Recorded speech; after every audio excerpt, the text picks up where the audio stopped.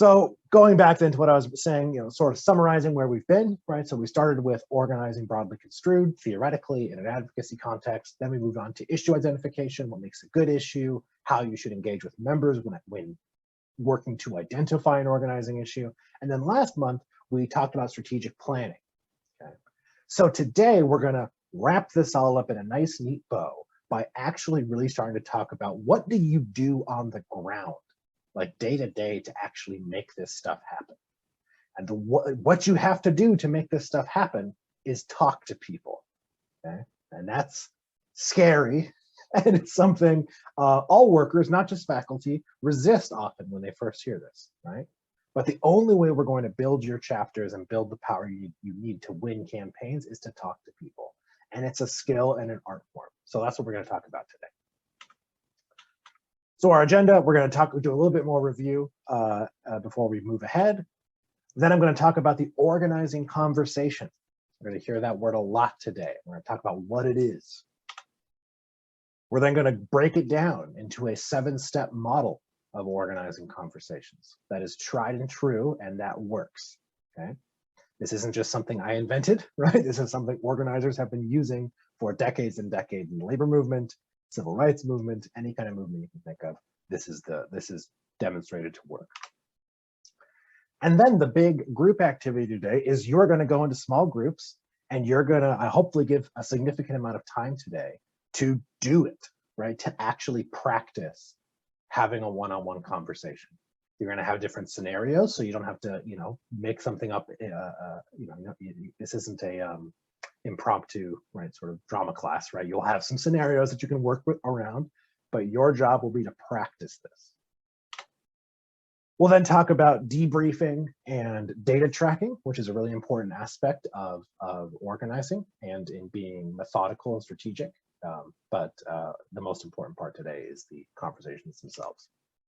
And then we'll end with an overall summary and what some potential next steps might look like for you in your chapter. So without further ado, let's get started.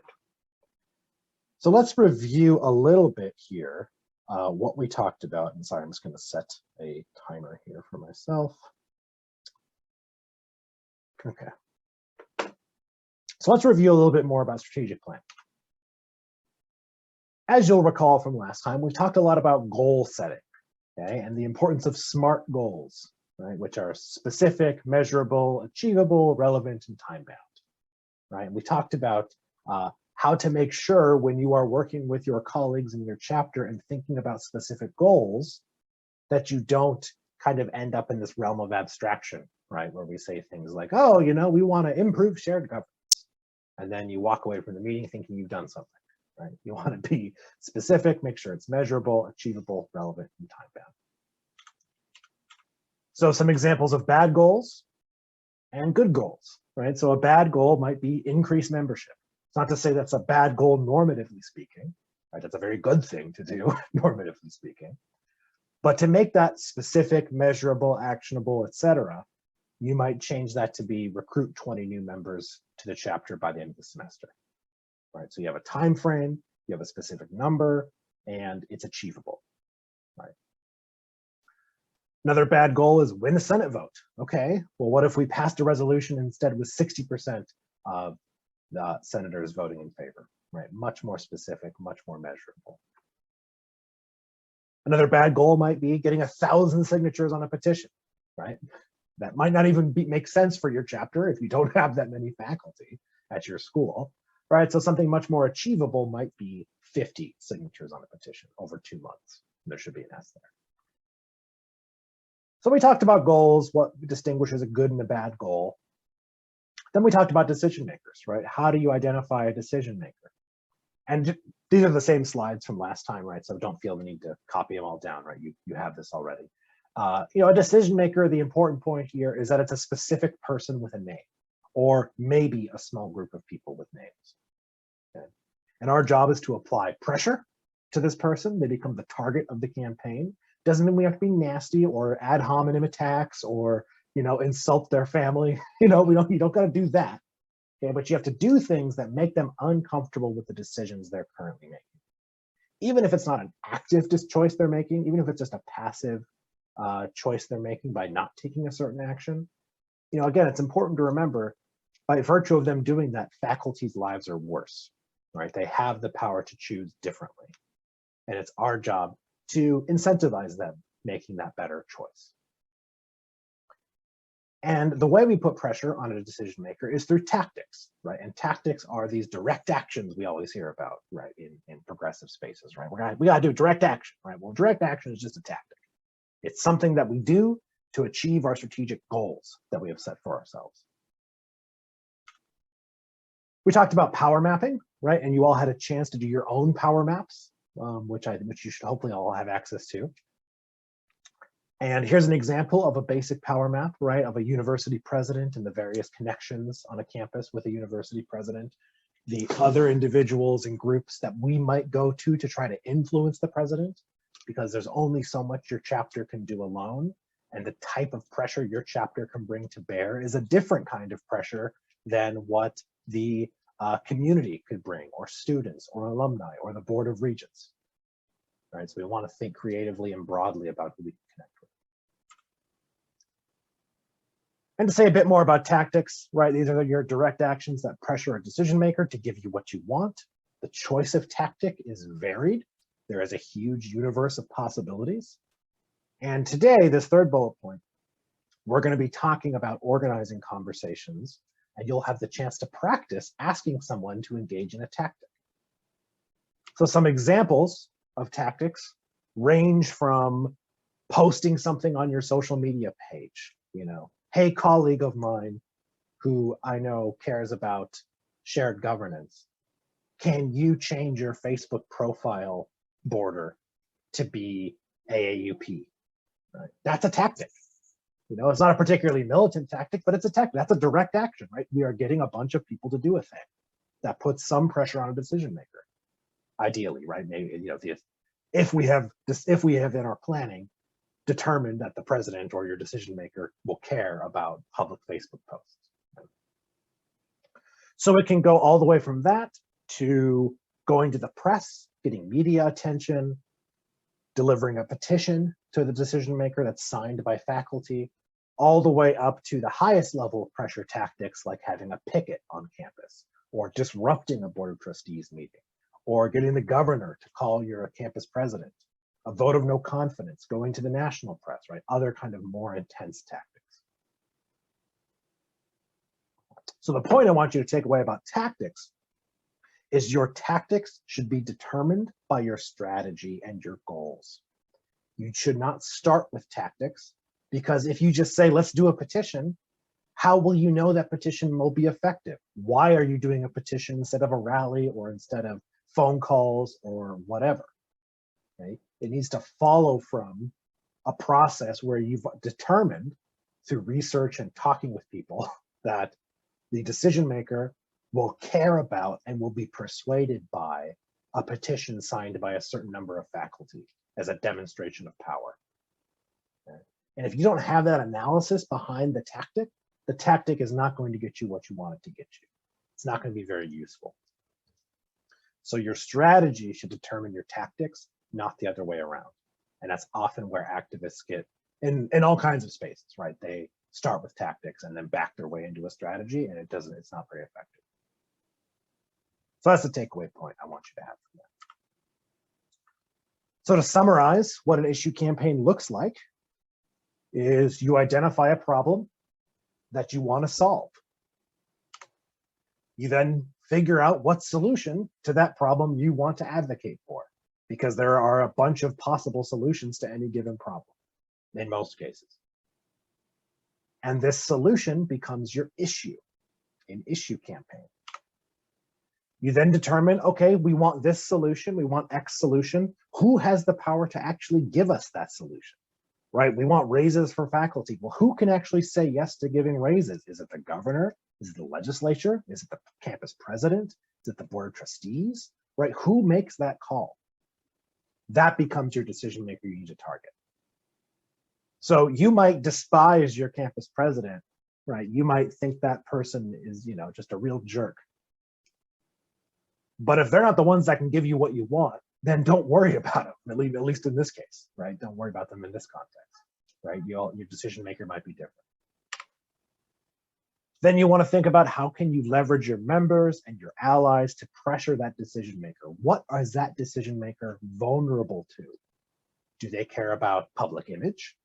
Do they care about tuition dollars? Do they really care about being perceived a certain way by the campus community, right? Do they care about the reputation?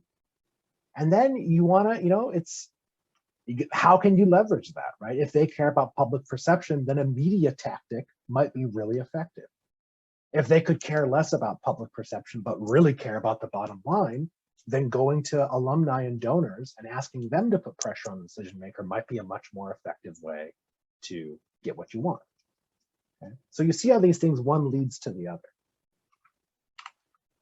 You then create a plan, you create a timeline, right? Okay, we want to get the president to give us these raises, for example. What kind of timeline can we put together? What kind of plan do we need to make that happen? And you determine which tactics you will use and when you're going to use them.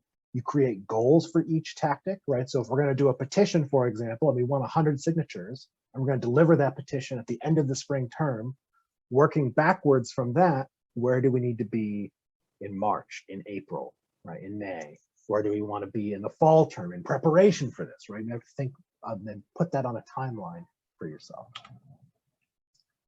After you engage in a tactic, you assess your progress. Okay, we delivered this petition with 100 signatures. Did the president give us a raise or not, right? Did it work? Okay, and if it didn't work, why didn't it work? And if it did work, why did it work? Did it partially work? Right? Did they respond in some way that they wouldn't have otherwise responded? Right? You want to ask yourself these questions. And after you do a series of these tactics, right, that escalate in intensity over time, in theory, you win or not, right? And it's also okay if you don't win what you want, because all along the way, you've been building your chapter. You've been engaging with faculty, you've been recruiting new members, you've been building that capacity. So even if the president, at the end of the day, does not give you a raise, if you've recruited 20% more members, if you've have new leadership in the chapter, or people who are ready to step into leadership roles who otherwise wouldn't have been involved, that's itself a victory, because that means the next thing you want to do, you're going to be in a stronger position. Okay, so that's review. Any questions before we get into new content today?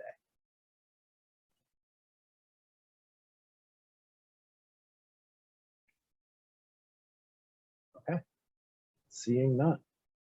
I have a quick question. Sure, Ken, yeah. Are there some like case studies of successful campaigns that we could look at? Yeah, I had a few slides in the other presentation about George Mason in particular, and also South Carolina, who's done this work. I'll use the Mason campaign because it's kind of a neat and tidy example, where their issue was transparent presidential searches. And they did a series of tactics over time, including a petition, including a sit-in at the Board of Trustees meeting, including media hits. And what they got was a concession from the board that the Faculty Senate could interview finalist candidates. So that's an example of an advocacy chapter in a right-to-work state that did something resembling. And did they follow the steps pretty much as you've outlined them? I mean, you know, this never looks as neat and tidy in the real world as it does on paper, but more or less, yeah, they built an organizing plan, they planned out a strategy, they developed tactics. They were, by the end of it, I think they went from something like 30 members to over 100 at the end of the 6 months or so the campaign lasted. So I think it was a pretty successful example. Yeah, Joan, I see your hand. Yeah, can you talk a little bit though about managing expectations? Like our faculty are so demoralized and so frustrated that like the idea of like one thing and sort of this kind of gradual campaigning, I think like they would like to see mountains move immediately. Yeah. And so can we talk about managing expectations? I mean, maybe that's part of having these conversations, because they're like, well, how is it going to change my life for me right now? Mm-hmm. You know, and maybe that's a different webinar, but I just wanted to bring it up as a challenge to the conversation. No, it's fair. I think that's, I can say a bit about it. And there's a few things. There's a process component to this, to answering that question, and there's like a substantive component. And the process component, I think, is probably most important, which is this is why it's really important to engage members in the process of identifying your issue, right? Because if the leadership comes and says, here's what we're going to do, your membership and your active members are going to have a million questions about why this and not this other thing. And they're going to think, some people are going to think that doesn't go far enough. Some people are going to think that goes too far, right? So you're never going to satisfy everybody. So one way to militate against that is to engage folks over time in this process. Okay, you want to help us?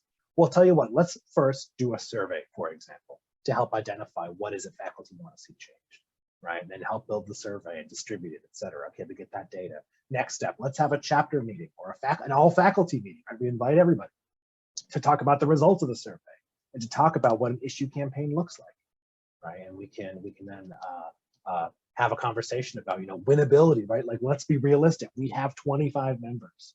What can we actually win, right? And so you're not going to please everybody, but it's one way that the people who are not crazy, right, but who maybe are just really committed and want to see real change, they'll realize what this takes and they'll kind of get more buy-in. Now, the other side of it, the substantive side, is you have to, in some ways, convince people to trust the process, which is not easy, right? But it is important to emphasize, like, that rubric of we talked about before, what makes a good organizing issue. Part of it is winnability, capacity, timeline, deeply felt, widely felt, right? So you might have a personal grievance that you really care about, but do other faculty care, right? And is it something you can win and change? Those are important questions when we're talking about a chapter-wide effort. And you're not going to get everybody to buy into it, but the part of the process is engaging with folks and bringing them along the way, which will hopefully do some of that work for you. All right, I see Keith, and then we're going to move on. You're on mute. There you go. Yeah, thank you. How do you deal with an administration that likes to divert things? For example, we've been fighting for a long period of time, and this isn't meant as any specific question here, for an increase in salary. And instead they went ahead and did something else about raising salary floors, for example. This is a tactic within our administration that we've been fighting for years and years and years and years. And for that matter, how do you deal with an administration that likes to do that? And in that process, further demoralize faculty because the faculty don't get what they're looking for and what they need. Yeah, I mean, that's tough. Because it sounds like your administration is playing the same game, right? Let's be realistic here. Administrations might not be looking at charts and trainings like this, but they have consultants, right, who are trained in this sort of stuff, and they understand division and tactics and strategy, right? They understand how to divide faculty against each other. They understand long-term strategy. It reminds me, there was this memo from the CIA in the 1960s about how to infiltrate leftist movements and cause them to break down. And the advice they gave was, punt everything to a committee, insist on excessive process, and all these things that the administration loves to do, right? Oh, we need more discussion, we need more deliberation. Right? So that's one piece of it. Another piece of it is, this is why it's really important to get super specific on your issue, on your solution, right, that you're fighting for. Because that way the administration will have a harder time diverting away. So for example, going back to George Mason, right, if they had said something more vague than what their demand was, we want public forums for every presidential candidate that are open to the whole community, right, that are open to the campus community, but also the broader public, because it's a public university. That was their demand. What they got was faculty senate can interview finalists. So it wasn't a full win, okay, but it was towards their win. But because they were able to be so specific in their campaign, when that compromise became available to them, they were able to have a discussion with members and they were able to accept that, right? And they said, okay, we'll count this as a victory. So they were diverted in some respect, right? Because they didn't get exactly what they wanted, but because they knew what they wanted, they were able to understand this as a win and as a step forward. So that's why I would say it's really important to get specific. So on faculty salaries, get really specific. We want 4%, we want 5%, and we want it in this way, and this is what we're fighting for. So that if they come to you with an alternative, that maybe satisfies what you're kind of looking for, you will at least then have a baseline to assess it. And then maybe it won't feel like a loss, and it might actually feel like, okay, we only got this because we fought for this thing, right? It's not exactly what we wanted, but it was a victory nonetheless. Which, as it happens, is how collective bargaining chapters have to operate too, right? You never get exactly what you want at the bargaining table, right? It's always going to be a compromise at the end of the day. And it's, is it good enough, and does it give us what we want, broadly construed? Okay, so with that out of the way, so so now we have a good picture, right? What a campaign looks like, but how do you actually make it go, right? We can have a plan, right? We can have a timeline. We can talk about tactics all day, and they'll look very nice on your butcher paper that you hang on the wall, right? With your markers and everything that organizers love so much. But how do you actually make it go, right? What's the gas? What's the fuel to a campaign? Well, the fuel to a campaign is talking to people. And this is one of my favorite webcomics. I'll give you a second to look at it. So, regardless of how you feel about Vladimir Lenin, I think this comic conveys something very important when it comes to organizing. People, we often feel like, I have the right convictions, or me and my friends have the right convictions and the right view of things, and we're righteous, and that's going to be enough.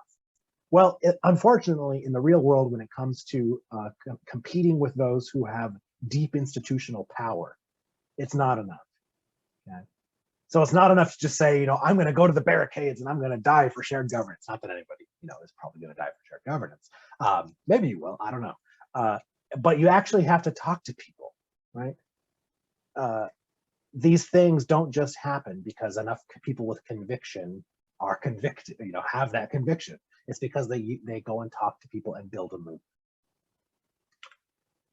So that's what we're going to talk about today. It's organizing conversations. Okay, how do you actually do this one-on-one work with people? So as I mentioned earlier, it's been demonstrated both through sociological research, anecdotal evidence outcomes from movements, whether it's labor, civil rights, feminist movements, conservative movements even, right? The most effective way to recruit someone to an organization, to move them, meaning change their mind, is to talk to them face to face, or as close to that as you can get. Okay? That is how you move someone over time to being a supporter, is building a relationship through person-to-person contact. So an organizing conversation is a personal interaction where you build a relationship with one of your colleagues. You get to know their problems, right? You get to actually listen to them, right? And that's something that most faculty, no one's ever done, is ask them, what's your job like, and actually hear what they have to say. So you get to understand their problems, get to know what it is they care about, what are their priorities, what's making them suffer as a faculty member, and then inspire them to action to fix those problems through the chapter. So that's what we're going to talk about at length today, is what this conversation looks like. How is it that you build a relationship, understand someone's problems, and help them see why collective action and chapter membership is the solution to the very problems they care about. So think back way back to February, presentation training 1. We talked about what organizing is and what organizing is not. And part of our definition of organizing is that it's about building relationships towards collective power. That's what this is. You don't build relationships and collective power by creating strategic plans, although it might be part of it if you are engaging people in that process. You do it by building real relationships between actual human beings. Okay? You have to talk to people. There is no replacement for person-to-person interaction when organizing. Emails have their place, newsletters have their place, social media has its place, but it will never replace actually talking to people. It just won't. And that's something everyone, all of us, myself included, have to get over, right? You've got to get over it. You have to talk to people. And well, that's why we're going to practice today. So let's talk a bit more about what makes an organizing conversation different from any other run-of-the-mill conversation or interaction you have with somebody.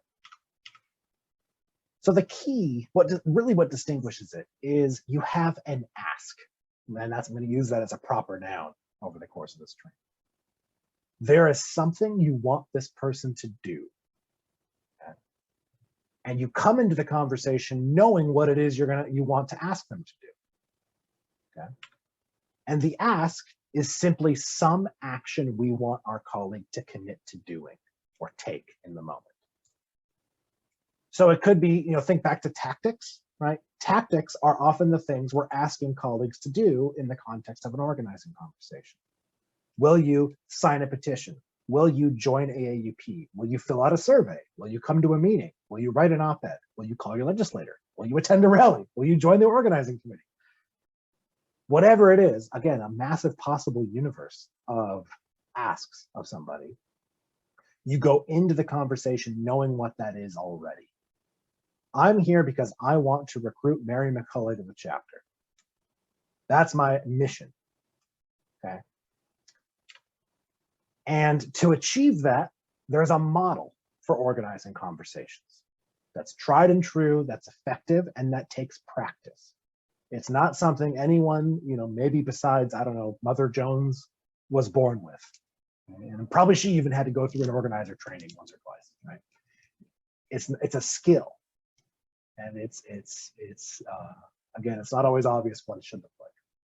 But there is a model for this. So if the idea of talking to people, sometimes strangers, is intimidating or scary or otherwise off-putting, take heart that there is some scaffolding I'm going to be giving you today that you can use, as a support structure when you do this work with your own colleagues. Before we get into that model, if you're not already convinced, let's talk a bit about why it is you want to do this, why it is you would want to do this, and why you should do this. So we're going to start with 5 bad reasons that I hear a lot of why people say we don't have to do this. Oh, faculty are so busy. We have so much work to do already. Adding this is just going to be too much. We just can't do it. Not going to happen. Or number 2, we're just not good at it. Faculty are introverted, right? We're a bunch of nerds. We like to be in our offices and our laboratories. We're not talking extroverted kind of people. Reason number 3 is, we don't know anything about this department you're asking me to go talk to people in. Or I know this department, that department, they hate the AAUP, right? They hate us already. No reason to go talk to them. 4th reason is, we don't know anyone in this department. We don't have anybody in the business school, right? There's no one there, so we shouldn't go talk to them. Or number 5, my favorite, well, we already do emails. We already do newsletters, right? We have a social media presence. Isn't that sufficient? So here's why these are all bad reasons to not have one-on-one conversations. It is true, faculty are very busy, right? That is an objective fact, okay? So I don't want you to feel like that's not true or that I'm saying it isn't true. Faculty have a lot going on. There's a lot of demands on your time. But what's going to happen if you don't recruit people to the chapter is you're not going to have activists and you're not going to have a pipeline of leaders to take over the responsibilities of the chapter or to share the burden of running a campaign. If it's just the same 3 people doing all the work, of course it's going to be excessively burdensome because there's only 3 people doing everything, right? So doing some extra work up front to recruit more people is going to pay dividends down the line when you have more faculty to share the burden who are ready to step up and take action. If you're feeling like you're not very good at it, faculty are introverted, that's why you practice. That's why we do it, right? So that you can get better at it. It's not a good excuse to say I'm bad at something and therefore I'll never practice doing it, right? We all know that you get good at something by doing it, right? And the first step to being kind of good at something is being bad at something, okay? Think about the first time you wrote your first article that got published, or the first time you did a conference presentation, or the first time you taught as an instructor of record, right? I'm sure you felt like I'm bad at this, but you got better, right? And you succeeded. So just like with that organizing conversations. If you suspect a department does not like AAUP or does not like the chapter, that may be true, but this is why we need to talk to people to either confirm the bias or to maybe actually figure out that there's some real supporters there who might not feel comfortable being public about it, but we could find them. You know, the number one reason people don't join AAUP is because no one ever asked them to, right? So just because you think someone doesn't support you doesn't mean you shouldn't ask them.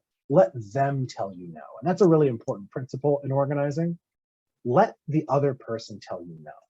Don't assume they're going to say no. And this sometimes happens with adjunct faculty, right? Tenure track faculty think, oh, I shouldn't ask them. They're not going to say no. They don't have the time. That might be true, but that's why you should ask them. And some of the best AAUP activists I know are adjunct professors. And that's anecdotal, of course, right? But we shouldn't assume. If we don't know anyone in a department or we don't have any members there, again, that's the point. We're building relationships. We're getting to know people. So if we don't have any friends in the business school, now's the time to develop some friends in the business school. Let's go talk to some people and find out what they're all about. And finally, emails, newsletters, social media, etc. They have their place, but the problem with them is they're one-way communication most of the time, almost all the time. So you can draft the best email, you can have the best jokes, the best images, the best layout. It'll be beautiful. But I can guarantee you your response rate, you're going to have 20% of people who are already supporters read that email. You're going to have 20% of people who hate you who are going to delete that email. And you're going to have the remaining 60% either click on it and look at it for 10 seconds, ignore it, or some other thing. You're not going to win by just sending emails. So with those out of the way, here are some reasons why you should do one-on-one conversations. There is never a bad time to have a one-on-one conversation, no matter where your chapter is. If you're brand new, if you're well-established, if you're in the middle of a campaign, if you're between campaigns, if you don't know what a campaign is, you should be doing one-on-one conversations. Here's why. If you have low membership density, we only have 20 members, then go recruit some more members, right? Go talk to people and ask them to join the chapter. That's how you get more members. Or you have the opposite problem. We have so many members, right? We just don't know what to do with them. Well, that's how you can put them to good use. Have them go out and talk to other people, right? If you have a bunch of active members, you use them. What if you're in the middle of a campaign? Well, having a one-on-one conversation is a great way to update people about the progress of your campaign or to bring people back into the fold of the campaign. What if you're between campaigns or you haven't started a campaign yet? Having one-on-one conversations is a way to understand what matters to faculty to help. It's part of that issue identification process, right? Talk to people. What do you care about? What do you want to see changed? And to then get them thinking about the next campaign, right? What should we do next as a chapter? If you don't have any activists, right? Oh, it's just chapter officers, but no one else is active in the chapter. Well, guess what? You go talk to people and you ask them to become active in the chapter, right? Will you come to our next organizing committee meeting or whatever? You have too many activists. You're just lousy with activists. Again, put them to good use. Make your chapter visible. Have these people go and talk to other faculty. If you're having an event or a meeting or you want to, that's occurring, you should have one-on-one conversations to boost turnout to that meeting. So many advocacy chapters I've worked with will have membership meetings on the calendar, and they might send a reminder out to faculty, and that's about it. And then they wonder why they're only getting 6 or 7 people coming to their meetings. Well, it's because you have to do more work than that, unfortunately, right? You actually have to go ask people, hey, we're having this meeting. We're going to be talking about X, Y, and Z thing. Will you come to the meeting? Right? Or maybe you want to have a meeting. It's not scheduled yet, but you want to start having chapter meetings. You want to have an event, something specific. You should talk to people to ask them, if we were to have a chapter meeting, what would you want to see there? What are the things you want to talk about? What are the things you want to see? If you want to know what your members are thinking about, excuse me, if you don't know what your members are thinking about and you want to find out, go talk to them, right? You might be sitting here thinking, I honestly have no idea what my colleagues care about. Well, the way to solve that problem is to go talk to them. Or if you want members to know what the chapter is doing and thinking about, right? You know, our chapter is really thinking about putting together a campaign on salaries, and we're interested in what you want, what you think about that. So the point of this slide is, I've gone off at length here, is to just to demonstrate there is never a bad time to do one-on-one conversations. You're always going to get something out of it. They're always going to pay dividends. Whether it's membership, campaign updates, information gathering, turnout to an event, recruiting more leaders, whatever it is, there's always a good reason to do this. So it's like the bread and butter, right? If you're, or so it's, maybe not that. It's like it's like eating vegetables, right? There's never a bad reason to eat vegetables. Never a bad time to eat vegetables. We might not always like doing it, but it's always going to be good for you. I don't know, maybe you give up vegetables for Lent or something. Maybe that's the one exception, but just about every case, you should eat your vegetables. Okay, so that's organizing conversations conceptually, what they are, why you'd want to do them.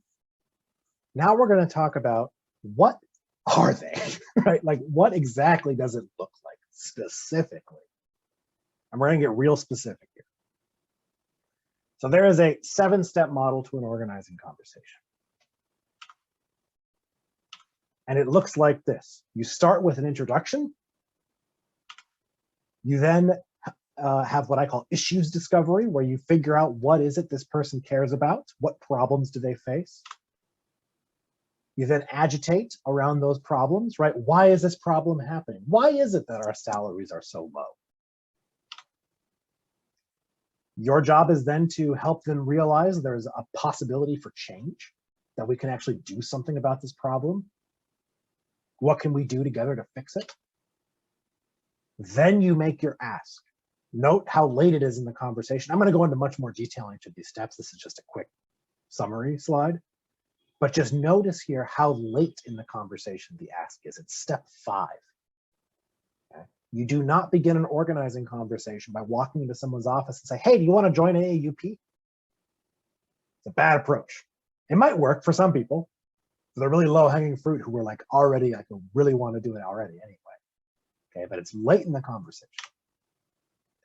Then we have the inoculation step, which is, you know, probably not going to matter so much in a lot of your early organizing, but it might matter if you're, say, trying to unionize, right? And the administration's going to have a lot of counter arguments that they're going to be making public, right? They're going to hire a PR team, and you want to inoculate your faculty members and your colleagues about those counter arguments before they happen. So it boosts their immune system, right? You're going to hear from the administration that faculty don't deserve raises for X, Y, and Z reasons, right? Just know that ahead of time. And then finally, a follow-up or a plan if necessary. Okay, and we'll talk about what that means. So here it is in 7 steps. Bing, bang, boom. Okay, now we're going to go into detail on each step. Step 1, introduce yourself. You would be amazed, or maybe not, how often this doesn't happen when people are first getting used to doing this. Okay? But it's important. It's about building rapport in a relationship. Introduce yourself. It's okay to say who you are and why you're there. Hi, I'm Mike McGee. I'm with the AAUP chapter. You know, I'm a faculty member in political science. I'm here to talk to you today about our budget transparency campaign. Do you have a few minutes? And if they tell you to buzz off, that's okay, right? They told you to buzz off. It's not the end of the world, right? But it's okay. It's good to be upfront about why you're there, right? Because that primes the person. They don't feel like it being misled, and it starts the relationship off on the right foot. So here's some examples of what this looks like. You know, so maybe you knocked on somebody's door, you made a phone call, whatever.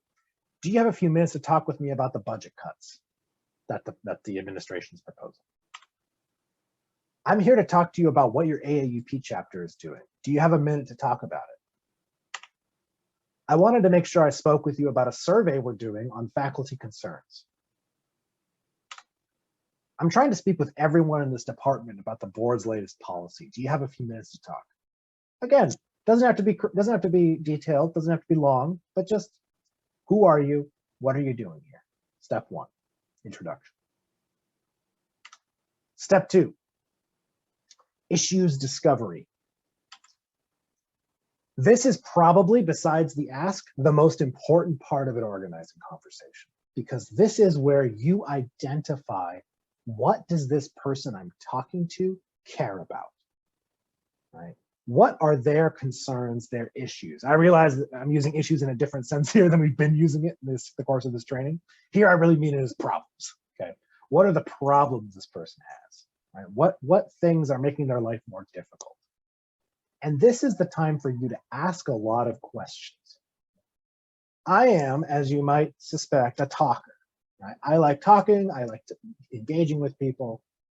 So one of my challenges as an organizer is getting better at active listening and making sure that I am doing far less of the talking than the person I'm engaged with is.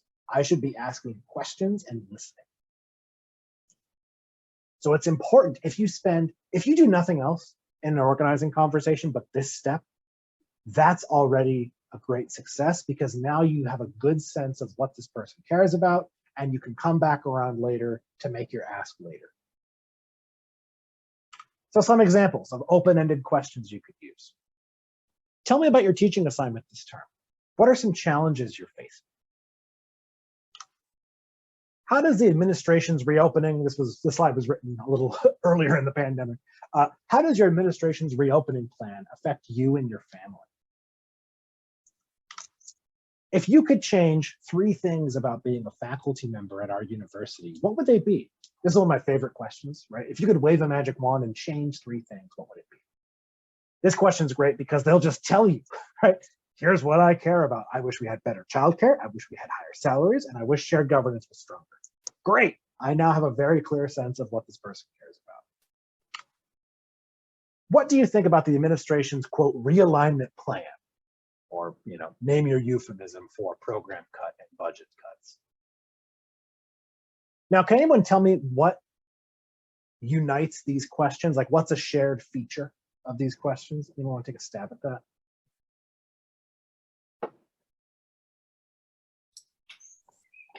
I see Cullen, I think.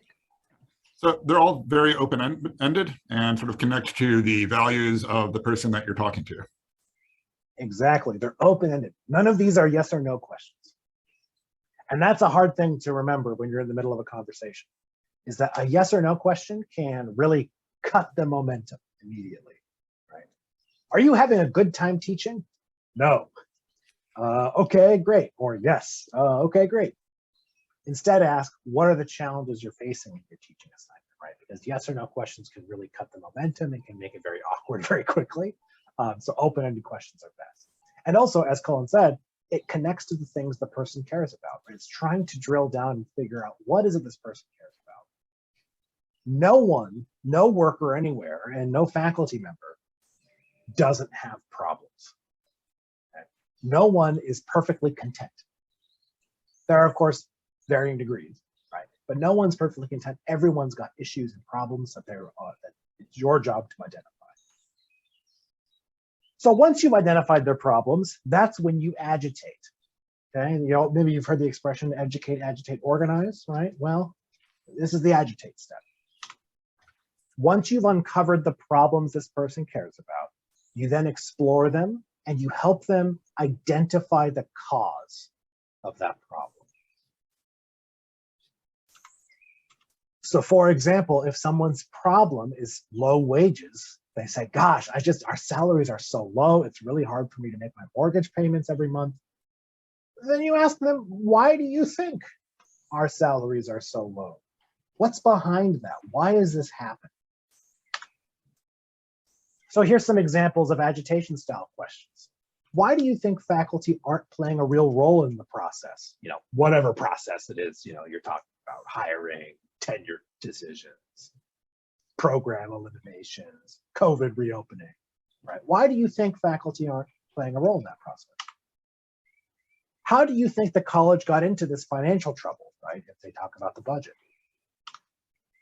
What kind of impacts do you think these cuts will have on students? Why don't you think the administration has done anything to resolve, insert problem here? So what you're doing here is you're starting to connect the dots, right? This person cares about this thing. Let's help them connect the dots to why this thing is even happening in the first place, right? What's the cause here? And I guarantee you 90% of the time, it's going to be the administration's fault, right? There is something the administration is doing or not doing that's causing this problem. So once you've got them all riled up, right, you don't leave them there. Don't just walk away from the conversation at that point, because you want to give them a channel for this energy. You want to give them a hope. So through more questions and brainstorming, you help them realize what must be done to fix the problems they themselves have identified and why collective action is the solution. Why doing something together as faculty through the chapter is going to help solve this problem. So some questions you might ask: how do you think other faculty feel about this? Helping them realize that other faculty are also feeling the same pressures or have the same problems. Ask them directly, what do you think it would take to get the administration to change course? So actually, Joan, going back to your question earlier of people with expectation setting, ask them, what do you think it's actually going to take to make this happen? Right? And then they might give you some crazy answer like, well, we should all go on strike. Like, okay, sure. Yeah, fine. Are you going to help? Well, let's plan it. Let's sit down and plan a strike then, baby. Like, let's do the work. We do have some people who respond like that. Yes. Yeah. So, I mean, but then you start talking about the realistic, concrete steps that would take, and put their money where their mouth is. Great. If you want to go on strike, let's sit down and make a plan,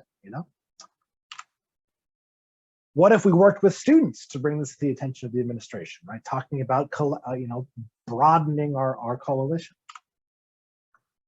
Or you can ask them, what kind of message do you think it would send if faculty were publicly out united against this? These are just examples, right? But the goal here in this step of the conversation is to connect the dots further. So you start with, here's what you care about, here's your problem, connect the dots to here's why it's happening. The administration's doing something nasty. Connect the dots further. Here's something we can do together about it, or to help you realize there is a solution out there. And it's only once you've connected those dots that we get to the ask. Here is where I ask you to do something to solve that problem. So this is probably this is again the thing that sets an organizing conversation up as distinct from a regular conversation. You're asking them to commit to an action. And you always want to go into an organizing conversation with an ask. With something you're there to get them to commit to doing. So some examples. I hear what you're saying. The lack of childcare on campus really is horrible for parents. The first step to solving that problem is to really determine how widespread it is and how faculty feel about it. Can you fill out this survey that the chapter has put together on faculty issues? That's your ask, right? Will you fill out a survey in that conversation? You and I agree that this problem of lack of childcare, it's not going to fix itself, right? We've made that determination earlier in the conversation. Will you join your chapter and stand with us against this problem of lack of childcare? Right. This is it. This is the ask is, will you join the chapter? Whereas the previous ask was, will you do a survey? I noticed you have a new colleague in the department.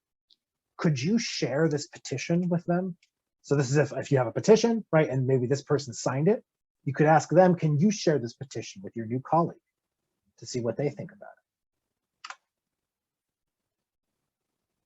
it? We've had a great conversation today. I really appreciate what you've had to say about this lack of childcare access. I think that's a really important priority. Your voice is really important. Will you come to the next organizing committee meeting we have next week, where we're going to be talking about this sort of campaign? So notice there's different asks here, right? There's, will you do a survey? Will you join the chapter? Will you talk to a colleague? Will you come to a meeting? And notice, even though there's a variety of asks, they all funnel out of and connect back to the problems this person cares about. Okay, you're not just coming out of it from the ether, from nothing. This is why you don't start the conversation with the ask. You connect it to, what does this person care about? Because that's what's going to motivate them and inspire them to take action.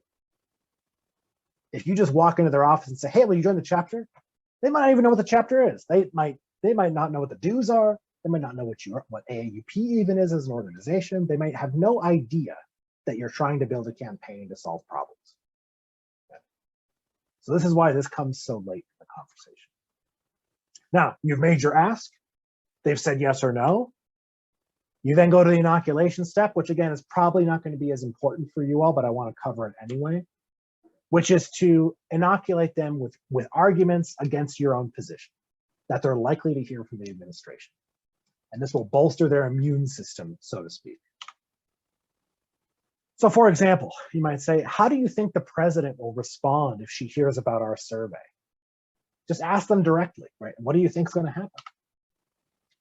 One of my favorite questions, why do you think people join the AAUP when they don't have to? Great question. And why would you ask this? Well, you ask this because you want to inoculate them to arguments they might think themselves or they might hear from other people about why they shouldn't join the chapter. Because if they've done that processing work with you, they're going to have an answer to that question. Right? They're going to say, oh, well, I joined the chapter because I want to make real changes and I stand for what AAUP stands for. Right? Even though I don't have to join, right? It's important to me that I join. How would your insert authority figure here react if they saw you at our rally? Right? If you're asking them to come to a rally. Ask them directly, talk about that fear, talk about that trepidation, that hesitation they might have. What do you think we could do if the administration starts threatening people over this petition? Right? What could we do to respond if the administration starts putting pressure on people who've signed this petition? Open up the question, have the discussion, have the conversation. And then finally, follow up or a plan, not always necessary. But if you review what they've agreed to and you make a plan. So, if you ask them to do a survey, you might say, great, I look forward to seeing your response to the survey. I'll reach out to you tomorrow and see if you have any questions or if you had any trouble filling it out. And then actually do it, then actually follow up tomorrow. I'll see you next week to see how your conversation with your colleague went. If someone says no to your ask, that's okay. Right? A little rejection is fine in this world. But you might want to ask them, okay, you're saying no. What is it you would need to change your mind? Right? What is it that's behind you saying no? So for example, if you ask someone to join the chapter and they say no, you might respond with, okay, I understand. What would you need to know to join the chapter? And they might say, well, I really want to know what the dues are. I want to know more about AAUP. Then you get that information and you follow up. Right? You say, great, I'll get that information for you and I'll let you know. If they're going to come to a meeting, you can say, remember, our organizing committee meeting is next Tuesday. I'll send you a reminder over the weekend. The important point here on this slide that I want to emphasize is that you actually need to follow up with people. Nothing is going to erode the trust or the confidence in your chapter than if the activists of that chapter aren't doing the things they say they're going to do. Okay? So actually follow through, actually follow up with people. Okay, so with that, we're going to dive into today's activity. Whew. We're almost there, baby. Tatiana, yes, I see your hand. Yeah, I'm so sorry. I have a quick question about the follow-up. I mean, I've done these already, and I always wonder, what is the proper timeline or type of follow-up? I always feel like I'm being a pest, I mean, and some people feel like, oh, stop bugging me. Like you already feel that bit of attention. So is there, for lack of a better word, like a rule, like what's a proper type of follow-up? What's a proper, for an organizer, type of, or timeline on a follow-up that I know, like, even if they're kind of, if I'm feeling that tension, kind of like, oh, you're annoying, but that I know that I'm not being annoying, like I'm kind of within the framework of what I need to be doing to be effective. Sure, there's no objective standard, unfortunately. I would say start with what do they say, right? So if you ask them, okay, you're busy right now, that's fine. What's a good time where I could come back? Leave that open to them. And at that point, it'll be pretty clear. Are they just trying to get rid of me, or do they actually have a legitimate time they want to meet up again? Mm-hmm. If they say, there's no time over the next month, I'm just busy, that's a sign that they're just trying to be polite, but they're a no, right? They are not interested in talking to you. But if they are interested in talking to you, they'll likely say, hey, you know what? I have office hours tomorrow. I don't think there's going to be any students. Why don't you come by tomorrow at 2? Write it down, say, great, I'll be here tomorrow at 2. That's what I would say. Yeah, that'd be my approach. Okay, great. Thank you. Yeah. And then Christina. Thanks so much. I just have a question about the initial introduction. So one way that I've been trying to expand membership with people in departments whom I don't know is to attend faculty meetings and fora where I pay attention to who's participating and does it seem like they'll be sympathetic to the AAUP's goals. But one of the things that our administration does is sometimes offer particular perks to members of certain departments and then get sympathizers with the policy they are promoting. And so I hesitate to just approach total strangers because if say in the chemistry department where I know nobody, there are some people who are receiving perks. I don't want to knock on their door and say, do you want to join the AAUP? But if a different chemistry professor would raise his hand at a meeting or her hand and say, we're concerned about this and this, then I know, aha, that's the person to reach out to and have a one-on-one conversation. So how do you negotiate that with total strangers? Yeah. The first thing I'll say is when you're just starting out, you're doing exactly the right thing, which is identifying potential supporters or potential leaders even. And you want to kind of create a short list of those people, right? Who is it that I know who speaks up in Senate, who isn't afraid to make their voices heard, who cares about shared governance and academic freedom, etc. Create a list, and those are the people you want to go to probably first because they're your likely supporters. Eventually, to a point where you are going to have to be doing basically cold calls, right? And in those cases, I would approach it saying, hey, I'm a faculty member in whatever department. I'm also with the AAUP chapter, and I'm trying to talk to people to get a sense of, what it is you care about, or just to hear about your experience in the department, whatever. And again, it might be a little strange at first, but I think you'll be surprised at how many faculty actually don't mind that, right? In fact, I would say most faculty are probably looking for a good reason to be distracted, right, by somebody coming to knock on their door, right? Like, oh God, finally I can stop grading papers for a few minutes, right? So that's what I would say. You're doing the right thing by thinking about who the likely supporters are and starting there. But if you don't know anything about a person, I mean, that's a great reason. That's a great conversation starter. I'm with the chapter. We're trying to get to know more faculty and hear about people's concerns and experiences. Do you have a few minutes to talk? Thank you so much. Yeah. Okay, I'm going to post in chat a link now to everyone's favorite Google document. And I'm going to also, can you see it on my screen? Or is it still the PowerPoint? Still the PowerPoint. Okay. Well, I'll tell you what, I'm going to stop sharing my screen. If everyone can open that link.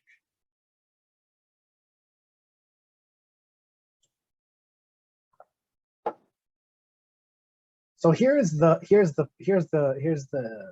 we're doing. This document, the first page is the instructions. You're all going to be divided into groups of 3, which actually conveniently works out perfectly. In your group, there will be one person who's the organizer, one person who's the organizee, and one person who is observing the conversation. I encourage you to be bold and courageous and step up. For each, then there's 4 different scenarios on the ensuing pages, 1 per page. The job of the organizer is to make certain asks of the organizee, and the job of the organizee is different depending on the scenario, right? So for example, scenario 1 is a new faculty member. It's meant to be a pretty easy conversation, okay? But what you can see, there's the organizee has notes, there's questions the organizee has, and the organizer has asks that they're gonna make and goals for the conversation. The observer's job is to watch the conversation and keep track if the organizer hits all the major steps, and also just kind of generally, how the conversation goes. We're going to spend half an hour on this. Okay? So until 45 past the hour. Try to, if possible, I strongly encourage you to try to keep each conversation to about 10 minutes so that everyone in your group has a chance to be a different role and do a different scenario each time. So you might start with the first scenario, do it, try to do less than 10 minutes, get to wherever you get in the conversation, and then switch. Okay? Give someone else a chance to be the organizer, do a different scenario, etc. Questions on this?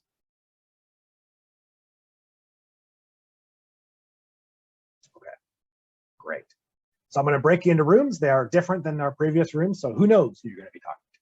All right, ready, set, go.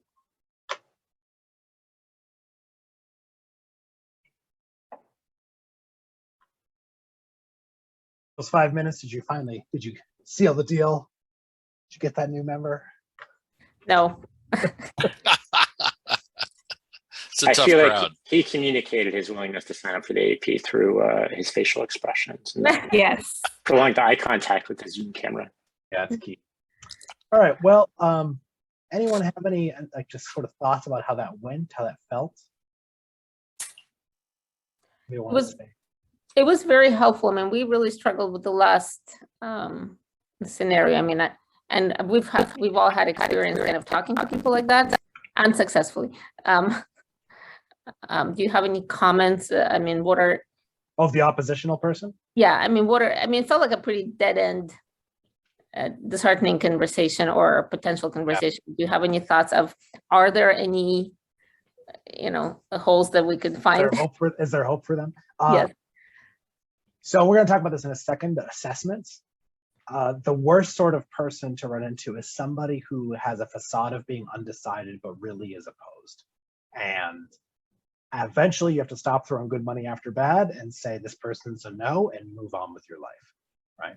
Maybe they'll come around later, right? But if somebody after several conversations continues to give you the deflections, the maybe, I don't know, I need to think about it, that person's just trying to either be polite or just doesn't have the stomach to be honest with you until you know.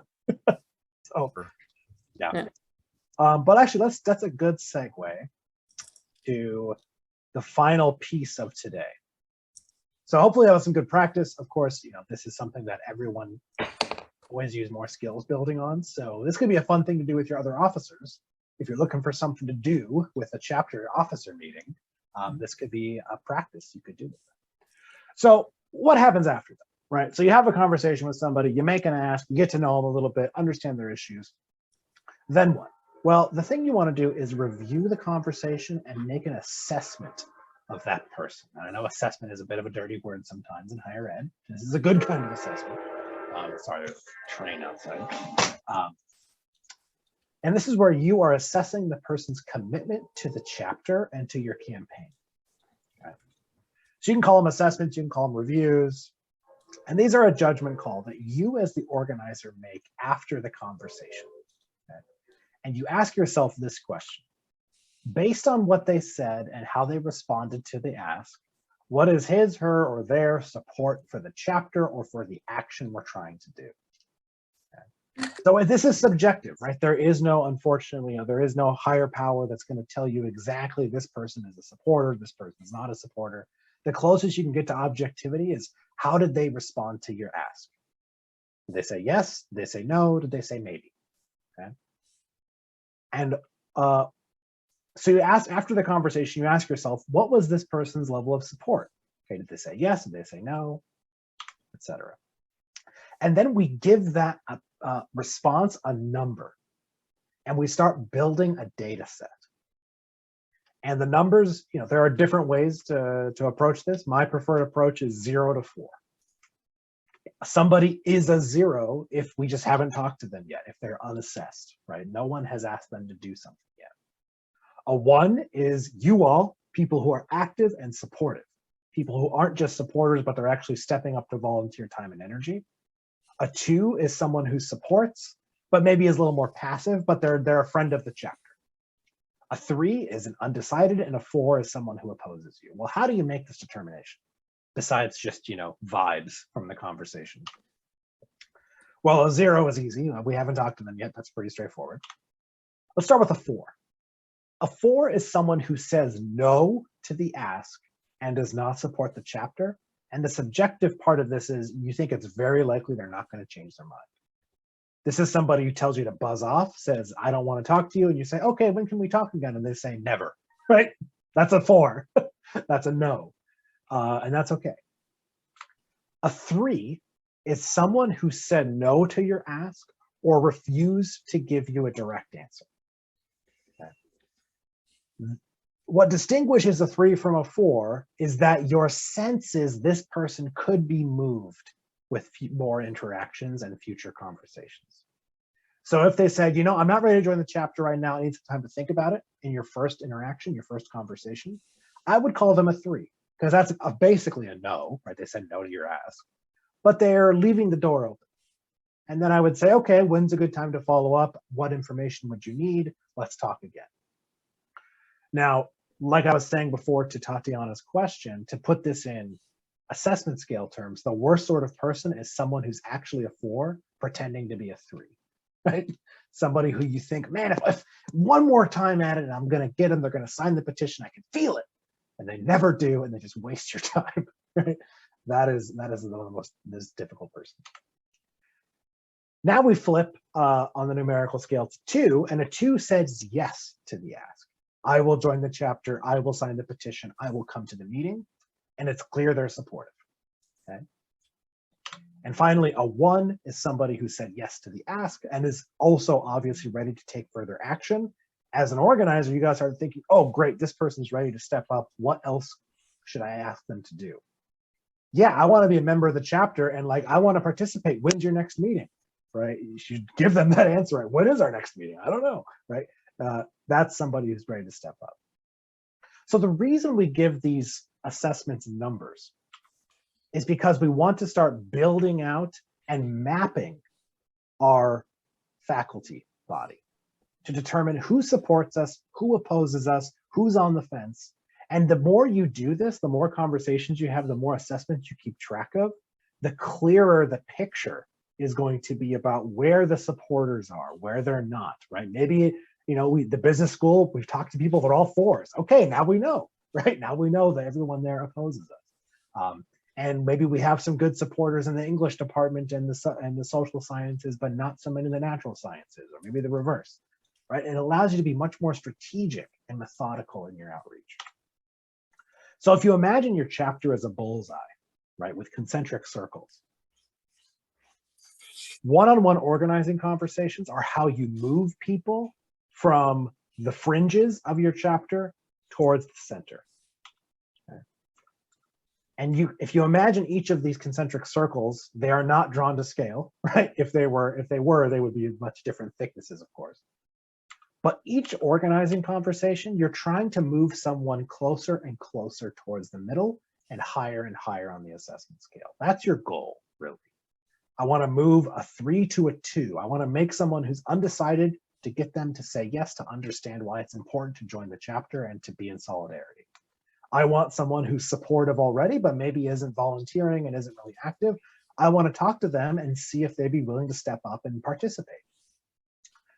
So leaders, activists, members, and non-members, you can give them a number, they can be assessed, and you grow your chapter. It's slow, it's methodical, it's real work, right? It's real kind of spade work to do this, right? This is, again, it's not something that can be done over email. This is why it's so important to talk to people. You grow your chapter by moving person by person, rung by rung, towards the center of this bullseye that grows your chapter slowly. There's no replacement for doing this. So here's just an example of a very unrealistic, probably, art department, although maybe not, where you have, so this is like a database you would create for yourself, just a simple spreadsheet, right? Has somebody's name, their department, their email address, the office building they're in, office numbers. their assessment, who spoke with them, and any notes that person has. Because ideally what you want to do is build a group of faculty, an organizing committee, who is working on this list together. And say maybe one day, Dave goes and talks to Gloria here in the art department. And Dave thinks, okay, yeah, Gloria is going to be an activist. She said she'd come to the meeting. She's going to step up. She's going to go talk to a colleague. I gave her a 1, and I determined she likes cats, right? That was something we talked about in our conversation. So the next time Tatiana goes around to talk to Gloria, Tatiana can look at this spreadsheet and say, oh, great, Gloria is a supporter. She's active. She likes cats, right? So I'm going into the conversation with much more information than Dave had because we're recording this. And then later on down the line, say your chapter decide your campaign, you're going to do a petition drive. If you've done these assessments, right, then you know you can sort by the assessment number and say who are our supporters and who are not our supporters. Let's start by trying to get the 2s to sign our petition, right? Or you can use the petition as an opportunity to make these assessments by making that ask and record that. Did they say yes to signing the petition? Great, they're a 2 or they're a 1. They said no, they're a 3 or a 4. This can sometimes feel weird, right? Oh, I'm giving normative value numbers to people. That feels gross. It's not a normative value. You're not judging them as a person. You're simply scoring, do they support what we're trying to do or not? Okay? If you have a 4, if there's a no, that's okay. They're not a bad person necessarily, right? They might be your friend, and that's fine. It just means they're not a supporter of the AAUP. That's all it says. So your goal, I mean, one goal you could have for yourself, like thinking back to your campaign, right? Thinking about internal, external goals. One good internal goal might be, we want to assess a certain number of faculty. That's one of our goals for our campaign. Let's say you have a faculty of 500. Let's try to assess 100 faculty over the course of our campaign so that when we come out the other side of this revision to the faculty handbook or this change to policy, we now can look at our database and say, we know where 100 different faculty stand in relation to the AAUP chapter. So the next time we do something, we can build on that. Okay. So one thing you might do over the summer is build a list, right? Go to your faculty directory, start copying and pasting email addresses, talk to your department administrators, find a friendly person in the upper admin who will give you a list, right? And then you can start building it from there. Okay, in our last couple of minutes, summarize. Over this training series, in theory, in an ideal world, you have learned the following: what organizing is and is not, and how to apply an organizing lens to an advocacy chapter context, where you don't have access to labor rights and you don't have a union, right? What can you do that's still organizing? You learned about how to identify a good organizing issue and how to engage members in that process. You learned how to identify decision makers, develop tactics, and set concrete goals for your campaign. And finally, today, you learned the skills of effective one-on-one conversations and methodically tracking your outreach to determine your chapter support across the faculty. So what this means, you are now prepared. You might not feel it, but trust me, you are. You are prepared to go back to your chapter, go talk to your other officers, your activists, and start building a campaign. Maybe set a goal for yourself to start a campaign in the fall, right? Work on this over the summer, do some issue identification work, do some one-on-one conversations, figure out what it is you want to fight for, recruit some people, say, hey, we want to build a campaign, will you come join? Right? So in theory, you are prepared now to begin an issue campaign at your campus. And Joan, I see your hand. I'm just going to wrap up here and then. So some final thoughts. Number one, AAUP Summer Institute this July. The registration, I think, went out this week, or it should be going out very soon if it hasn't already. It's in Reno, Nevada. It's not free. You have to get there, right? But it is the premier AAUP training event where faculty from across the country will be getting together to build on these skills you've learned today and to learn other skills about shared governance, about organizing, about financial analysis, all this stuff. So if you're motivated, or if you think other members of your chapter might be motivated, come to the Summer Institute. It's going to be a great time. Mark will be there. I know for certain. So come to the Summer Institute. Number two, I just want to mention this. As many of you likely know, AAUP and AFT, the American Federation of Teachers, are considering an affiliation at the national level that'll be decided in June at the AAUP biennial meeting. One of the hopes of this affiliation is that AFT is a much larger organization. We have 44,000 members, they have 1.2 million members, right? They have a lot more resources than AAUP does.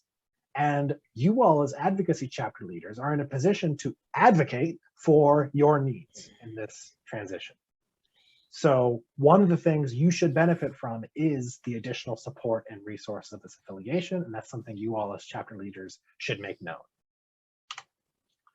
And finally, when you are ready, when you feel like your chapter, you know what, we really want to do this work, we're serious about it, contact the national office and a staff member of my department. It might not be me necessarily, but a staff member of our department will be happy to meet with you to talk to you about what your needs are, what your goals are, what your capacity is, and how the national office can support you in putting together an organizing campaign. Because that's literally what we're here for. That's what your dues pay for. So use it. And with that, we are done. Enjoy your summers. And I hope to see you all, you know, on a picket line or a rally somewhere next fall. All right. So with that, I'm going to stop recording and then we can do some questions for folks who want to stick around.